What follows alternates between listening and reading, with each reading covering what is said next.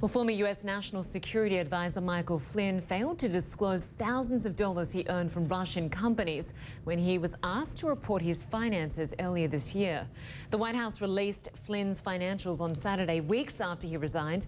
The form shows he did not include the thousands of dollars he apparently earned from 3 speeches. The top Democrat on the House Oversight Committee says Flynn was paid more than $45,000 for a speech for RT, known as Russian Today. And House Democrats say he was paid more than $11,000 per speech for talks he gave to a Russian airline and to a cybersecurity firm.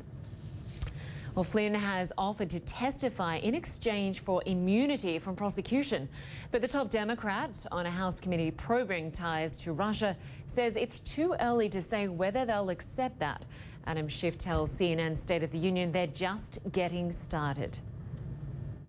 We are still at the very early stage of the investigation.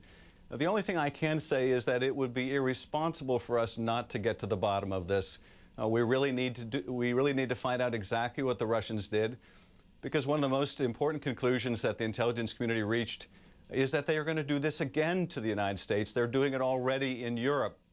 So we can say, conclusively, this is something that needs to be thoroughly investigated, but it's way premature to be reaching conclusions. Well, that was Adam Schiff, the top Democrat on the House panel investigating Russia's role in the 2016 election. Let's get straight to Washington. Our Ryan Nobles is there. Ryan, this is no small change we're talking about. Flynn earned over $1 million last year, tens of thousands of dollars in payments from Russian companies, which were not disclosed. Has Flynn or his attorney given any reason for this major omission? They have, in fact, Lynda, and we had received a statement from Flynn's attorney late last night explaining exactly what happened from their view. And essentially what they were saying is that the financial disclosure process is not something that you do in one shot, that it takes time to make sure that you're dotting all the I's and crossing the T's correctly. And essentially he filed an initial report in February, and he lumped all of these speeches that he gave together under one item, essentially through a speakers bureau. Now, there were some speeches given to these Russian entities, but there were also speeches as well that were all included in this batch. And then he ended up resigning from his position. The counsel's office went over his disclosure form, went back to his attorney and said that he needed to separate those out, offer them up line by line, and that's why they filed that amended report in March. But Lynda, to your point, it's certainly going to draw some suspicion that why these Russian speeches in particular were put under this one particular item instead of separated out is going to be something that Democrats in particular are probably going to draw a lot of scrutiny for. And Flynn, of course, as you mentioned, has offered up his testimony in exchange for immunity. He seems to be a central player in this broader investigation into Russia's attempt to meddle in the American election. He certainly does. And even when he was sacked, the president seemingly stood by him. The President Trump is back on Twitter today. What is he saying?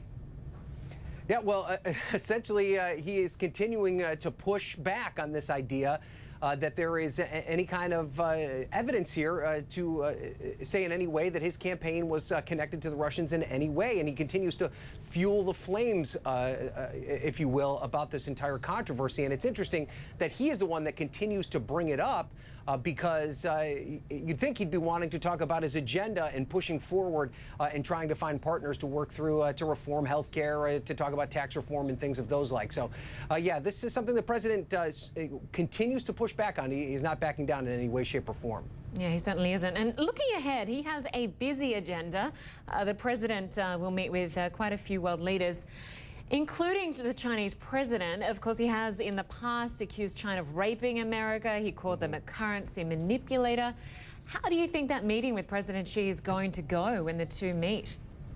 Well, it seems like we say this a lot, but this could end up being one of the most important weeks of the Trump presidency because in addition to this summit that he has with the Chinese president, it's also going to be his opportunity to get Neil Gorsuch confirmed on the Supreme Court. But you're right, this relationship between the United States and China is something that has such broad implications around the entire world, especially with the escalating situation in North Korea.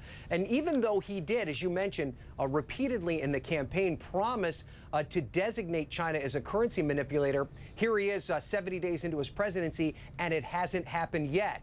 So you can imagine that that's going to be at least part of the discussion with China over the weekend. They'll probably talk about trade. They'll probably talk about a lot of issues. But if there's some way that Donald Trump can develop some sort of relationship with President Xi, that will certainly be a big coup for his presidency, because up until now, aside from his relationship with Theresa May, his interactions with some of these world leaders has been rocky at best. That is true. All right, Ryan Noble, it was good to have you with us. Thanks so much. Thank you.